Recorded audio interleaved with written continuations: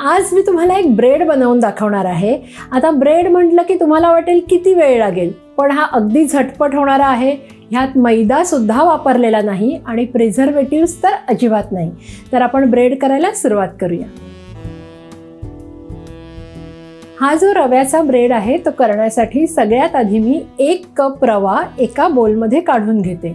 आता हा रवा बारीक असू दे, जाड असू दे, जो तुमच्या घरात रवा असेल तो तुम्ही वापरू शकता। आता इथे 1 कप दही आहे।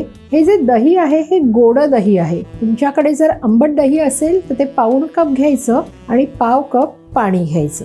चवीपुरतं मीठ घालायचंय। 1 टेबलस्पून साखर घालूया आणि इथे मी 3 टेबलस्पून मिल्क पावडर घेतलेली आहे। आता हे सगळं जे मिश्रण आहे हे व्यवस्थित आपण ढवळून घेऊया।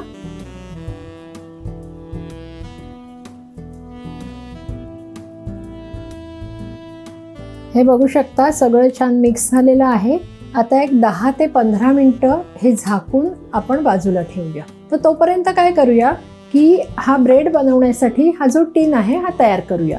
आता माझ्याकडे हा असा डिस्पोजेबल जो टिन आहे तो मी घेतलाय। तुम्ही तुमच्याकडे असलेला कोणताही टिन ह्याच्यासाठी वापरू शकता।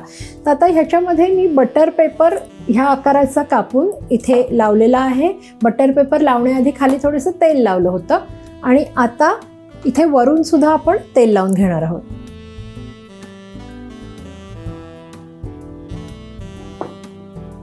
पंधरा मिनिटे झालेली आहे।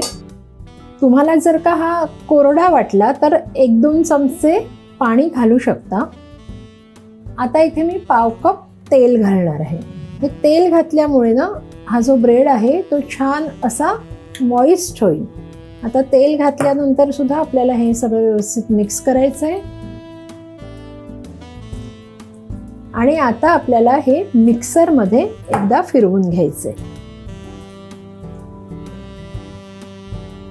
आता हे सगळं जे मिश्रण आहे ते आपण काढून घेऊया।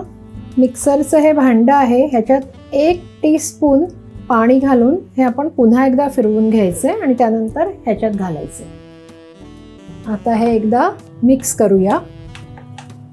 हे सगळं नीट मिक्स झाल्यावर आता ह्याच्यात मी अगदी अर्धा टीस्पून एवढे काळे तीळ घालणार आहे।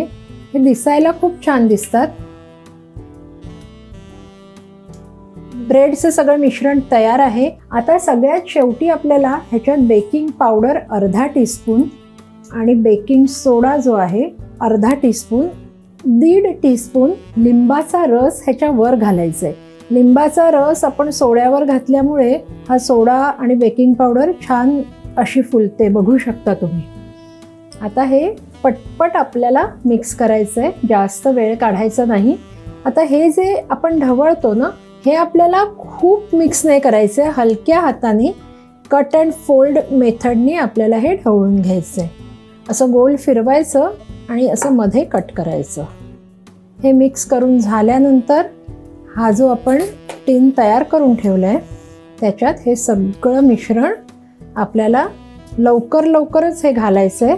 तुम्ही याची कन्सिस्टन्सी बघू शकता, खूप पातळ पण नाही, खूप जाड पण नाही। हे आता एकदा असं टॅप करायचं म्हणजे हे जे बॅटर आहे ते सगळीकडे इव्हनली स्प्रेड होईल। आता ह्या ब्रेडवर मी भोपळा, सूर्यफूल, टरबूज ह्या सगळ्या बिया टाकणार आहे। एक तर ह्या बिया पौष्टिक सुद्धा आहेत आणि त्या टेस्टला पण खूप छान लागतात। पण जर ह्या बिया नसतील तर काहीही हरकत नाही, नाही टाकल्या तरी सुद्धा हा ब्रेड तेवढाच छान होतो। आता हा जो ब्रेड आहे तो आपण ओव्हनमध्ये बेक करणार आहोत। त्यासाठी मी ओव्हन 180 डिग्रीला 10 मिनिटं प्रीहीट करून घेतलेला आहे। आता आपण पुन्हा ह्याच्यात 180 डिग्रीला 30 मिनिटासाठी हा जो ब्रेड आहे तो बेक करायचा आहे। तुमच्याकडे जर ओव्हन नसेल तर मायक्रोवेव्हमध्ये सुद्धा तुम्ही हा बेक करू शकता, मायक्रोवेव्हच्या कन्व्हेक्शन मोडमध्ये। आणि तोही जर नसेल तर आपण कढईत मीठ टाकून त्याच्यात सुद्धा हा बेक करू शकतो। आता ह्याला आपण वरून बटर लावून घेऊया। सगळीकडे छान बटर लावून झाल्यानंतर ओल्या फडक्याने हे आपल्याला एक 5 मिनिटं झाकून ठेवायचं आहे। हे थोडंसं थंड झालेलं आहे। आता आपण ह्याच्या सगळ्या ज्या साईड्स आहेत ना त्या सोडवून घेऊया आणि हा ब्रेड आपण आता मोल्डमधून बाहेर काढूया. इथे एक चॉपिंग बोर्ड घेतला आहे, तुम्ही बघू शकता. छान असा हा निघालेला आहे. आता हा पूर्ण थंड झाल्याशिवाय आपण ह्याला कापायचं नाही आहे. आता ही ब्रेड नाईफ आहे, ह्यानेच हा ब्रेड आपण कट करायचा आहे. तुम्ही इथे बघू शकता ह्याला सुंदर अशी जाळी सुटलेली आहे आणि खूप सॉफ्ट असा हा ब्रेड झालेला आहे. बघितलं, आपला रव्याचा ब्रेड तयार आहे.